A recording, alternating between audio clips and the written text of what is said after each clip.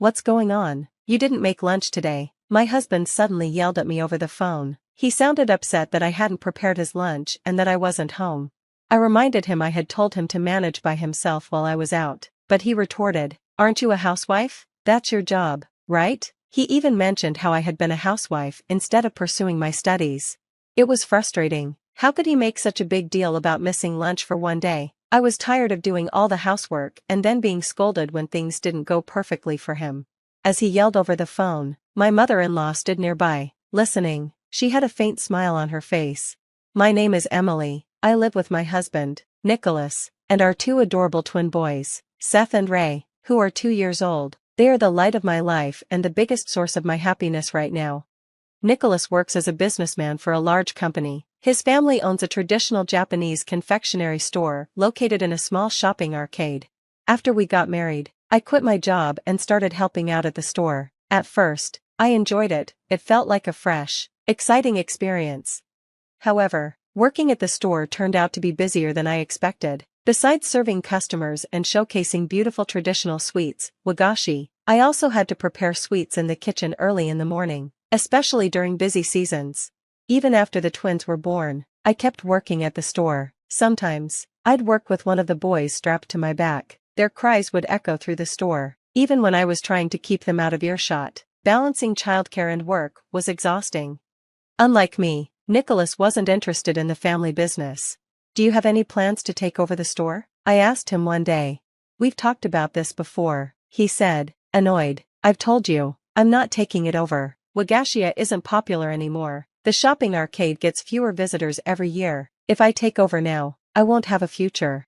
Nicholas had no intention of running the confectionery shop. He was too focused on his career in a larger corporation, leaving the family business and its struggles entirely up to us. My thoughts on the family store. I love my in-laws' confectionery shop and don't want to see it disappear. "Are you going to pachinko again today, Nicholas?" I asked.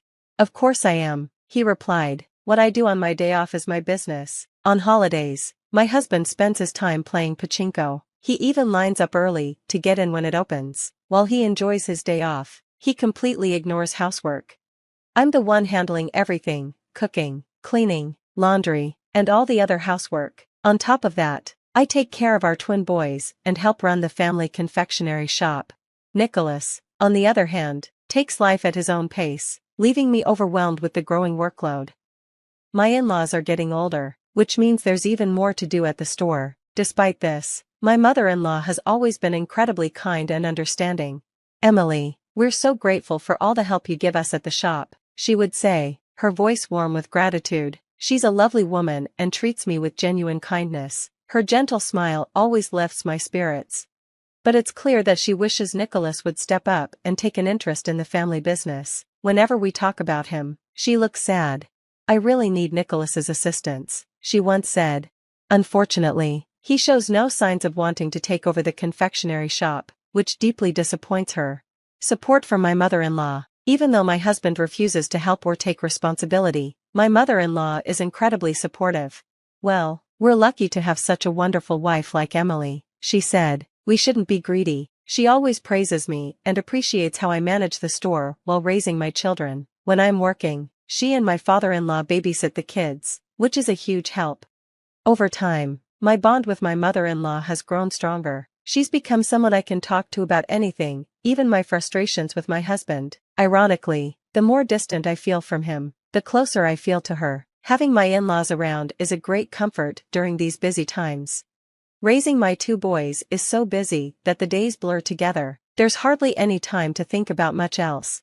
Now, as the end of the year approaches, the confectionery shop is getting even busier. This is the peak season for gift giving, and we're transitioning to meet the increased demand. After discussing with my in-laws, we decided that I'd stay home this year to focus on preparing wagashi.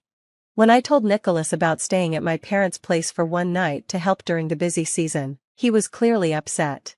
"What, you're taking the kids and staying at your parents' house?" he asked, annoyed. I explained it was just for one night and assured him there wasn't much to worry about. But as expected, he started complaining. "What about the housework?" he asked. "Nicholas doesn't do any housework, so even one day without me managing everything is a big problem for him." I tried to reassure him. It's only one night. Everything will be fine. If you get hungry, you can prepare something for yourself. There's no need to do laundry for just one day. You'll survive. Still, he grumbled, you're a housewife, aren't you? Isn't this your responsibility? I'll say it again, I'm the breadwinner of this family, I told my husband. Who do you think is in charge of feeding our 2 kids? He grumbled in response, and I didn't want to argue anymore, so I said nothing else and took the kids to my in-laws' house without asking my husband for permission. When I arrived at my parents' house, there was a lot of work waiting for me. It was the end of the year, and business at the confectionery shop was picking up quickly. Orders for year-end gifts were pouring in, and I knew I had made the right decision to help out. The first task was assembling empty boxes for the gifts. It was harder than it sounded, especially since hundreds of boxes had to be prepared for the season. My in-laws and I worked together to get it done.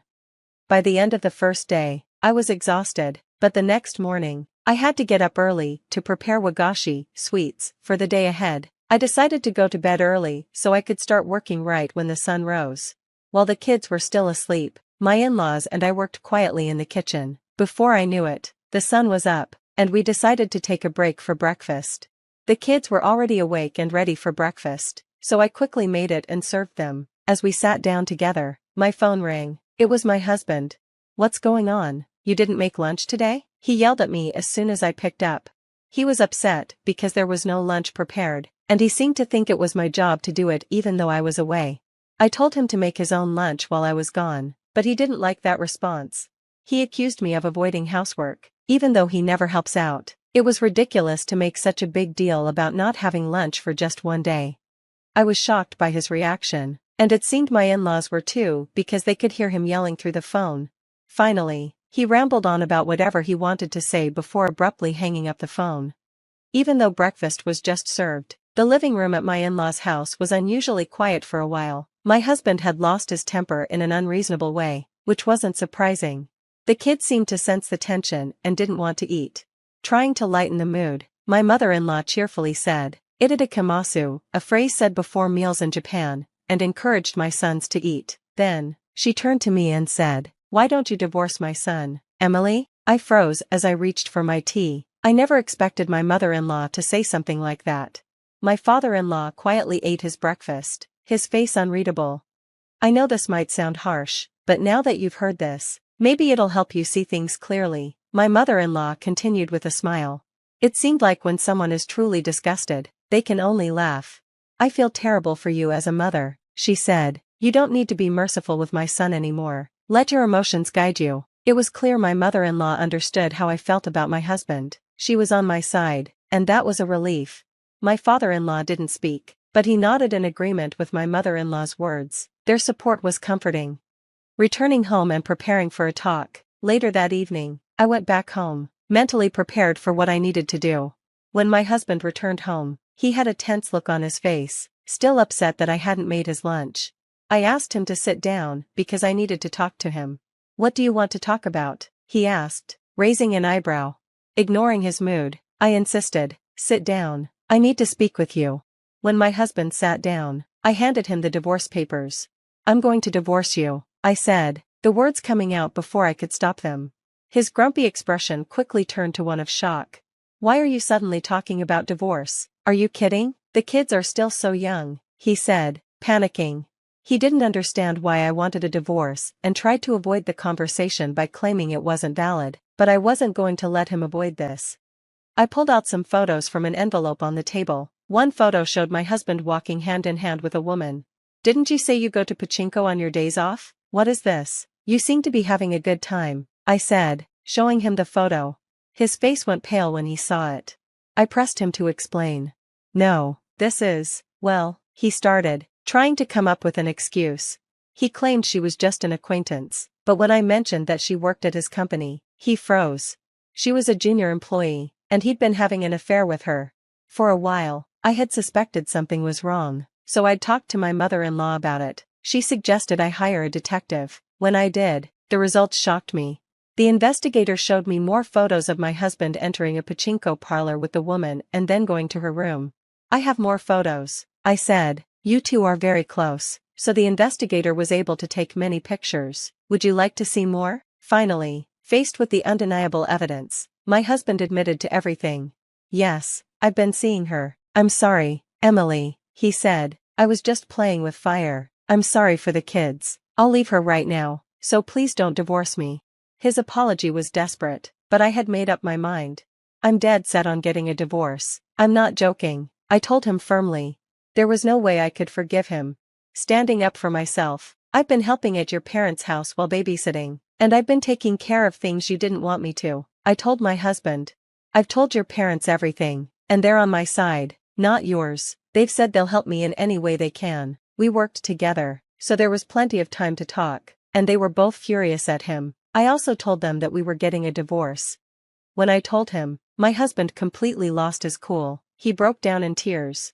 Please, I would never do something like this, he begged.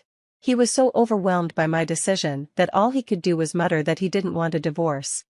I can't be with you anymore, I said. I will make sure you pay alimony and child support. He begged for forgiveness, getting on his knees, but I refused to listen. As a result, we divorced. I insisted on alimony payments from both him and the woman he had the affair with. He also had to pay child support for our children. After the divorce, my husband chose to resign from his job, and the woman lost her position too after the company found out about their affair. My in-laws were furious and told my husband he would be cut off from the family and barred from the family home. With no one to rely on, he had to work from morning to night in manual labor just to pay his bills. A new beginning. After the divorce, I continued working at the Wagashia confectionery. My in-laws asked me to stay, and I enjoyed working there. I needed to support my children, and they wanted me to run the store after they retire. Eventually, they planned to give me the store and their home. Naturally, I intended to take over, and in the future, I will be the owner of the confectionery. I will continue working hard at my job while raising my children. Looking ahead to the future,